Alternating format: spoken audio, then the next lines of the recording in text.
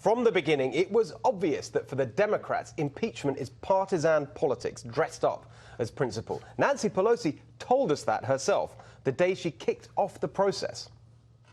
What's more serious is that he can't win.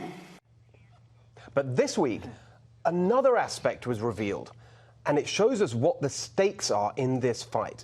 Day after day on Capitol Hill, we saw a parade of bureaucrats stepping out of the shadows to attack President Trump. Ladies and gentlemen, tonight we present to you Trump Wars. The system strikes back. The establishment state media, of course, couldn't stop fawning over these saintly servants of the people.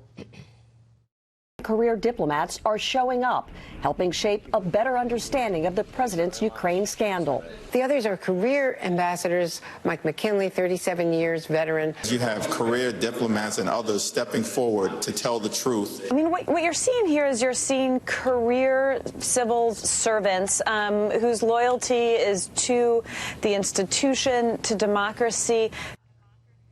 No, it's not. Their loyalty is to their bureaucratic establishment agenda. I've seen this firsthand. The idea that career civil servants are high-minded, politically neutral oracles of wisdom is a joke. They think Trump is deplorable. They think you're deplorable. And they think any challenge to their globalist establishment ideology is deplorable. From day one, the career civil servants have mocked, blocked and plotted against this president. This week, they went after EU Ambassador Gordon Sondland because he was reportedly rude to the Europeans over trade. Mike Pompeo's former aide bleated about the utilization of our ambassadors overseas to advance a domestic political objective. Yes, that's how it's supposed to work. The elected politicians are supposed to be in charge, not the unaccountable bureaucrats. And of course, the swamp is defending its own, in this case, Swamp King Joe Biden, by arguing that overseas corruption by Democrats shouldn't be investigated. Here's former NATO ambassador Nicholas Burns.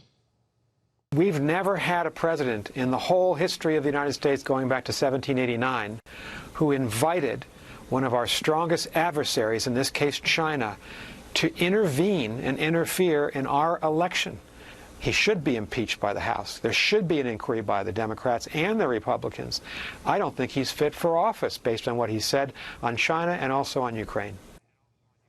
Oh, for goodness sake, I don't recall him and the rest of the arrogant ruling class giving a monkeys about foreign interference when it's establishment candidates like Hillary Clinton doing it, or when they themselves do it, leaving the public sector to work for lobbyists for foreign companies and foreign governments, like James Mattis has just done. My God, James Mattis preening in his penguin suit this week, basking in the approval of the ruling class while he cashes in on his public service by selling out America, working for a swamp lobbyist that boasts about shipping American manufacturing overseas and selling American defense companies to the highest foreign bidder. So yes, after this week, we can now see the full picture on impeachment. For the Democrats, partisan politics. For the ruling class, overturning the populist revolution. They must not win. All right, here to discuss all that and more, Red State Editor-at-Large Kira Davis, former Trump Senior Economic Advisor and Heritage Foundation Distinguished Visiting Fellow Steve Moore, and Fox News contributor and the president of Independent Women's Voice, Tammy Bruce. Tammy, your reaction? Steve, great monologue, and I think that this is kind of the bluntness that reminds people about the real agenda that's been going on. You know, we hear about the deep state, we hear about the establishment. That's it. It's funny how, and we even heard when it comes to certain ambassadors and others being shocked that, you know, Trump would actually be leading foreign policy, not listening to or allowing, you know, the State Department or bureaucrats to do it, which is, quote, their job. No, it's not. Their job is to implement the agenda of the president.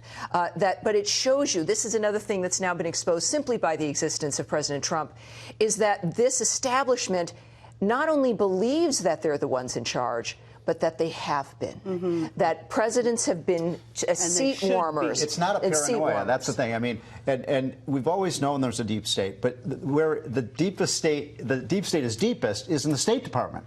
All of these foreign diplomats, and by the way, they never mention when they have these people on CNN, MSNBC, they were a former ambassador, this or that. They never mention that they were Obama people, right? Almost 95% of them served under Obama. Of course they don't want Trumpers. But I want to just add one thing to what you said. I think it's all exactly right, but I think there's a third motivation, and that is what they don't want to talk about, which is the economy. We've got the best economy in 30 or 40 years, and so they're deflecting from the issues that people really care about: jobs, you know, inflation, the economy, all these things. And so this impeachment is a way to try to deflect away from the way the American economy is going. I sort of touched on it very briefly at the beginning with that remark that says so much from Nancy Pelosi. It's like he can't win again because they're frightened that he will. That's why this is all going on. Oh, absolutely. And I think we kind of get in the weeds when we use language like deep state. It scares people. But all we're really talking about is what you laid out in your monologue: career politicians. And they talk about these career diplomats as if that is a plus, as if that is something to be proud of. The reason we have Donald Trump is because we're freaking sick and tired of the career diplomats. We don't want any more career diplomats. That's not a good thing. Y'all shouldn't be bragging about it. Like, you should not be serving in the government for 40 years. The campaign was drain the swamp. And these are swamp creatures, and they don't like it much. And Americans understand that, because there's a point where you get embedded in that system, and the system becomes the living entity. That's right. The system is what should be supported and defended. And Americans, of course, the founders set this up so that we could have choices about the nature of the direction of the country, who's working for us, who isn't, what works, what doesn't. And suddenly we are just cogs now for that dynamic in the establishment, that we're there to send in the taxes so that this government can become bigger and more bloated. And this is the problem with big government and the dynamic of where the focus changes, which is that, again, the state is the living entity to survive, that our voice, in fact, becomes dangerous. And they, of course, contempt grows.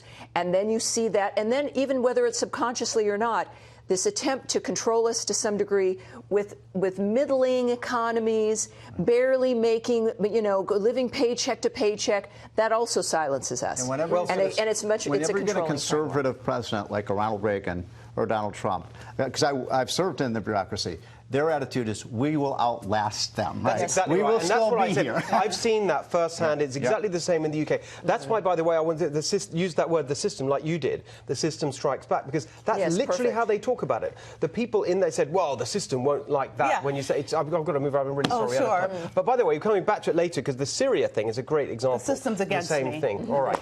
All right, just a quick word, though. I've got to get this in. I feel so strongly about it on this Hillary Clinton-Tulsi Gabbard situation. On Friday, Mrs. Clinton claimed that presidential candidate and military veteran Tulsi Gabbard is a Russian agent.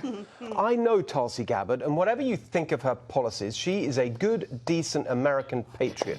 This is a sick smear from Hillary Clinton, who just can't accept the fact that in 2016 her ideology was rejected, her character was rejected, and her corruption was rejected. She is a vile, hateful, I'm going to use the word that Samantha Power, President Obama's UN ambassador, used to describe Hillary. She's a vile, hateful monster.